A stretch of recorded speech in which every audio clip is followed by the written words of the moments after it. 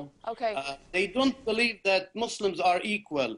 Inna sharra dawab inda Allah alladhina kafaru. They believe that non-Muslims are worse than animals. So if you lie to a dog, there is no problem. You're lying to a dog.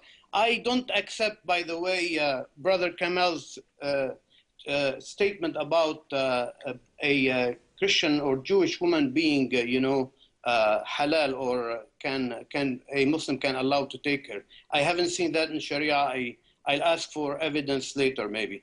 Thank you very much. Okay, let me turn it to Rahman. Did Pastor Hisham quote 929 in context? Because then that would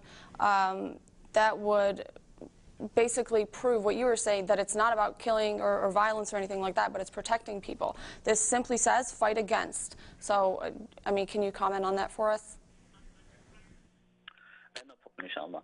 Yes. The verse that he's quoting is Ayat al-Sayf, the verse of the sword, and it was the final word on the jihad, the final revelation talking about the jihad. And it highlights the relationship between the states, the Muslim state and all other states, that if there is no treaty between them, between the non-Muslims and the Muslims, then there is a state of war. Just like with any other nation, if there's no treaty between them, then they are liable to fight each other. And in the same case with the Muslim nation and the other non-Muslims around the world, they can live with it in peace if they pay the jizya. And I'm sure the jizya is nothing compared to the taxes that we pay in Britain or in America. We pay, most of us pay a third or fourth or half of our wealth to the government for nothing. And this is nothing compared to, the jizya is nothing compared to this. Rather, the jizya is a protection for their life and protection for their wealth and a protection for everything, and it stops any fighting against them. That's why Umar ibn Khattab, when he passed away, he gave a will to the people, and he said that let the one after me be fair with the zimmi, and to never to break their covenant, and to protect them and to defend them, because that is what the jizya is for. And they must be subdued. Yes, they must obey the law of the land. You cannot live in a country and just say, because I'm not Muslim, I can steal and I can rape. No, they need to obey the law. You can't just have a law of the jungle. If you're living in a country, you're living in the streets. Rahman, just time out for 1 minute. Let me ask you a follow-up question, and then I'll hand it back over to you. Let me ask you to play devil's advocate for 1 minute. If you were a non-Muslim, how would you view paying jizya? How do you compare paying jizya with paying taxes to a government? From a non-Muslim's point of view, not a Muslim's point of view.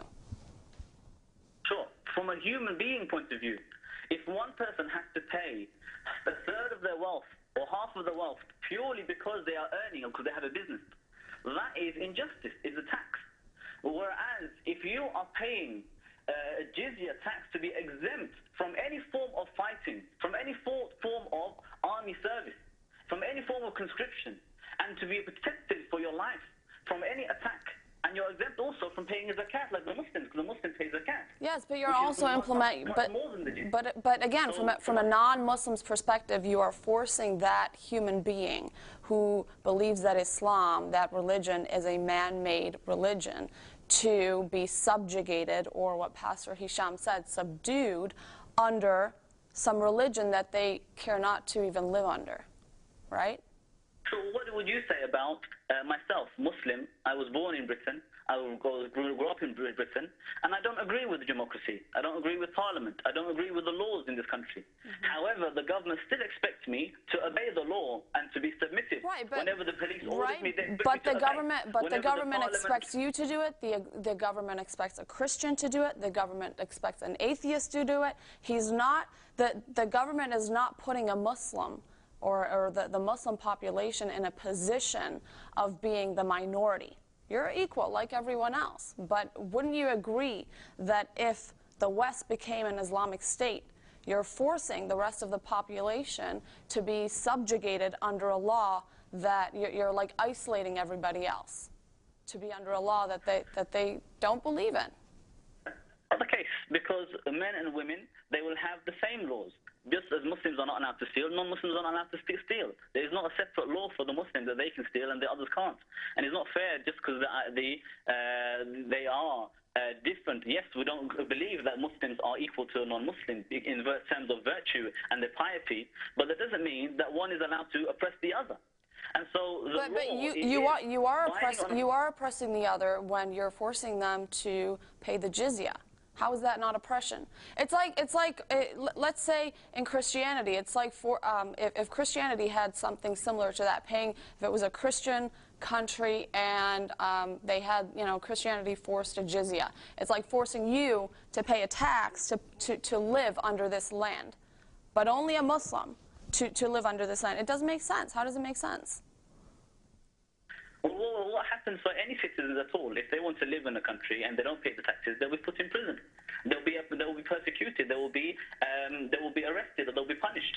And under Islam, the Muslim, they do not pay jizya, but they will pay zakat. And the zakat could be much more than that.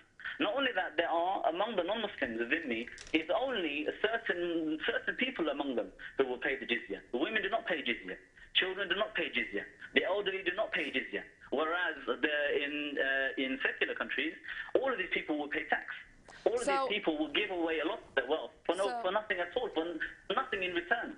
Okay, so in summary, would you then agree with Islam being a religion of peace only if, in an Islamic state, if all were to abide by its laws of subjugation? Well, I'm sorry, but I don't see how you can have a state or people living in a society together, living between each other, without to abide by the law of the land. You can never have harmony or peace with people who do not believe that they have to live by a law. If people believe that they can do whatever they like just because they don't agree with the religion of the state, just as I don't believe in atheism, I don't believe in secularism, and that is the religion of the state, is to be secular, is to have no link to God in the legislation. But I don't believe in those laws. And yet, if I break the law, I don't have any excuse. I'm being forced to do so, even if it breaks my religion. Even if the Muslims in France or in Belgium, they're not allowed to wear the burqa. They're not allowed to come out with their own religion. And nobody else is being forced to leave their religion or to contradict their religion. In Britain or in America, a Muslim will be punished for doing things a non-Muslim will never be punished for. A Muslim, if he was to play paintball or to go camping, they'll be accused of terrorist training and they'll be put behind bars. If a Muslim goes to a protest and was to criticize or question the Western government or the secular government, they will be put in prison. Whereas a non-Muslim can criticize Islam all they like. They can swear against Muhammad or Islam, and they'll never be punished. So there is a draconian legislation directed specifically at a minority, for the Muslims specifically. And yet we're still expected to abide by that. And so I don't think there is any kind of, there's no contradiction here at all. Rather, the justice is with Islam. In Islam, you will not be forced to do what the Muslims do. You will not be forced to pray and to do what is specific for Islam. But the law of society protects the life of the people and the honor of the people and the wealth of the people, to prevent theft, to prevent rape, to prevent adultery, to prevent the murder. These laws must be obeyed by all members of the society. And if people don't obey that law, then how can you have peace? And when you find Let me cut you off. Kamal, I want you to comment, and then we will take our first call of the evening. Go ahead. You know, we have to look at everything. You know, again, we're dealing here with hypocrisy. We're dealing with world Islam genesis against the world. And the genesis is they're trying to, if you look at the world issue today, according to the Gallup report, 97% of the world issues are Islamic, whether in Europe, whether in Russia, East Europe, the whole world.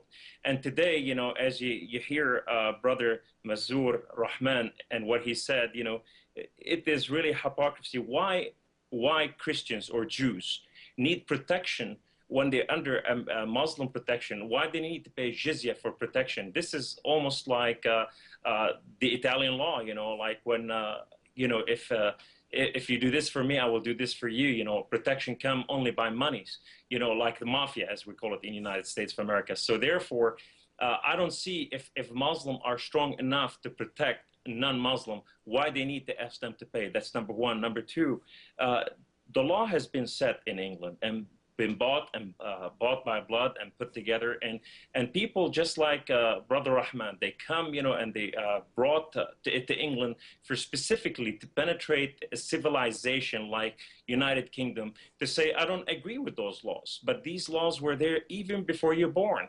So therefore, if you want to practice, and bring about Islamic law that you want, you can practice them in an Islamic country. Why do you have to enforce them upon anyone in anywhere in the world? As a matter of fact, we're dealing here with world genesis. The Gallup report and the Pew report did statistics in Europe. It is done by the rape of the multitude of rapes that done by Muslim men against European women. You can Google it, you can check it out. And as far as, about the raping of the women, it is against Islam to rape the Muslim. It's against the Muslim belief to rape Muslim women. But Muhammad, according to the Quran, verse 4 and 24, the apostle of Allah, he said on occasion in the battle of Hunayn, he said, they met their enemy and fought with them and defeated them and took them captive. And then it went from there, and he said, what do we do with the women? How can we sleep with them without get them impregnated? These the one we won as booties, as war. And he said, are you serious? He said, sleep with them. It is better to sleep with them and then sell them. This is in Surah 424 as well, and Hadith al-Bukhari 34 and 432. These are on occasion by Muhammad, the apostle of Islam, time and time again. These are the account that we're dealing with today, that the invasion of our world, that they come in to the Western civilization and trying to say the Christian are doing this. As a matter of fact, America is not a Christian country. America is a country of many faces, but yet they said, Guantanamo Bay, Brother Anjam said that that's what the Christian are doing. Brother Anjam, you're a smart man. You should not say something like this, because this is something completely different. It's just like you're saying, Muslim are doing this as al-qaeda, killed somebody in Russia. This is bigotry again against Christians. We need to think smart and get out of that mode, because now you're accusing Christianity, and it is jealousy and heresy again, in every way that you're applying to this. Again, the issue here, Islam is not a religion of peace. Islam is a religion of war. Al-Islamu dinun wa dawla. Islam is a government, and it is a religion. So therefore, everything must come about in Islam to be conquered according to what Muhammad did and Muslim modeled themselves in jihad, in murdering humanity to bring about Islamization of the world, and then they can bring about peace. And that peace is by the sword of Islam. Okay, we have to take our first call. Before we take our first call of the night, if you have any questions, if for whatever reason you don't get through to the lines, you can actually email us your questions. We're going to be checking the email all night, and then we will get back with you. You can email us to jihadexposed@abnsat.com. Who do we have on air with us tonight? Welcome to the program. You're live on ABN. Yeah, my name is Paul. I'm from Oklahoma. Can you hear me all right? We are having some audio issues with that caller. Please do call us back. Let's take our next caller. You're live on Jihad Exposed. Hello? Yes, welcome. Hey, what's good, Summer? How you doing? I'm doing very good, thank you. What's your question for us? Well, I got a couple of statements and then two quick statements and then a question. Number one, I bear witness that there's no God but the God of Abraham, Isaac, and Jacob, and Jesus is his son. And I just want to make that clear. Number two, I keep hearing the Muslims talk about how an Islamic society will be better than a Western society and a secular society, and I'm not here to defend the Western society. The secular society will be dealt with by God in his time. But the problem with Sharia is that they want to create a government, a theocracy, with sinful men imposing this law. So they say that, the non-Muslim will be protected, the non-Muslim will be given rights. But human nature being what it is, when you have Christians and Jews surrounded by sinful, fallen Muslims, they're going to discriminate. They're going to wrongly accuse them. They're going to create lies, they're gonna murder them, and it happens all around the world. And of course, Amjam and the other guy, they say, well, there's no real example of a Muslim society on earth, but there is. What you have are sinful men trying to do God's will without their heart being changed. And the last thing I want to say is, years ago, I received a vision of the Messiah. Jesus came to me in brilliant light, and all I could do was shake and worship him and shudder. And he spoke words, and his voice was so powerful that it went into my very soul. And we have examples throughout the Muslim world, throughout the